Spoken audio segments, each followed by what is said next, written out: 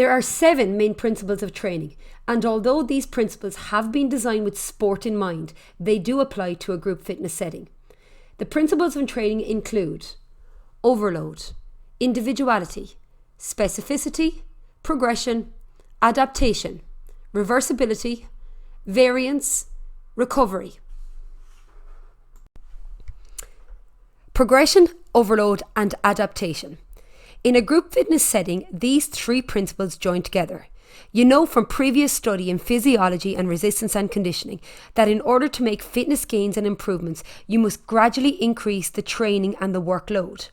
This means as a group fitness instructor, you must learn the capabilities and the level of training that each of your clients is at. During your fitness class, you must then make adaptations and progressions in order to help your client improve.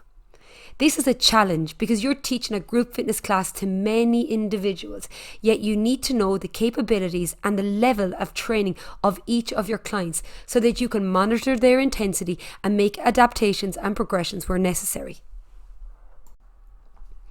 Individuality, specificity, and reversibility. In a group fitness setting, these principles of training form the backbone of your marketing and retention strategy. Each customer must be made feel that you are concerned about their individual training and their level of improvement. If you want them to keep turning up to your group fitness class, you must make them feel that their progress is your number one priority. You must get to know each client's individual goal. Figure out what's going on in their life. What do they have coming up? Perhaps they've signed up for a big event. Perhaps they have a family wedding coming up. If you have a client who is training for a particular event, it is important that you advise them on what group class they should be doing in order to maximize their performance.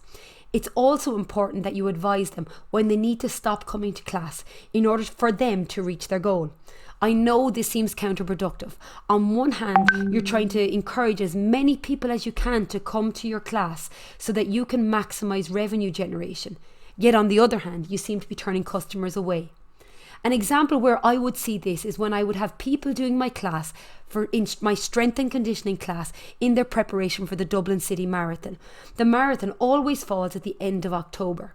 I will allow the people to come to my class until the first week in October, and at that point I will suggest to them, I think you should stop coming to class now in order for you to taper and maximise your performance.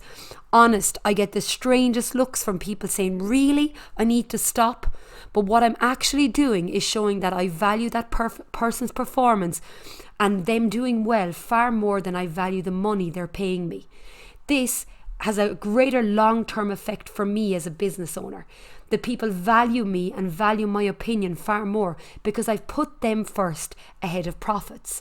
The word of mouth that this will generate and the respect that this generates in the industry for me as a professional far outweighs the money I would lose. That sort of reputation you cannot buy. Reversibility simply means that if you don't use it, you will lose it. This is a retention strategy that you must use subtly.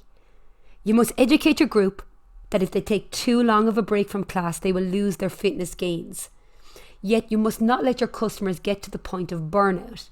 So you're trying to create the atmosphere where you want people to feel comfortable with taking a break so they avoid injury and burnout. Yet you want to create the atmosphere and the message where people will keep showing up because they recognize if they take too long a break, they will lose their fitness gains. Recovery falls into that category like reversibility. In a group fitness setting, this is one of the most difficult to apply because like we spoke of previously, my first goal is to get the customers into my class to pay me money. Yet my long-term retention requires that I keep my customers injury-free. There's such a fine line between customers who love coming to your class and customers who come too often. These customers are your high-risk customers. They're not allowing their bodies enough time to recover, which puts them at higher risk of injury. The word of mouth from an injured customer will damage your group fitness business more than the loss of earnings if you can encourage people to make sure that they are taking active recovery and keeping things balanced. Variance simply means keeping your classes varied. CrossFit as a group fitness business are fantastic at keeping things varied. They throw in multiple sports, multiple disciplines, and are always keeping it fresh.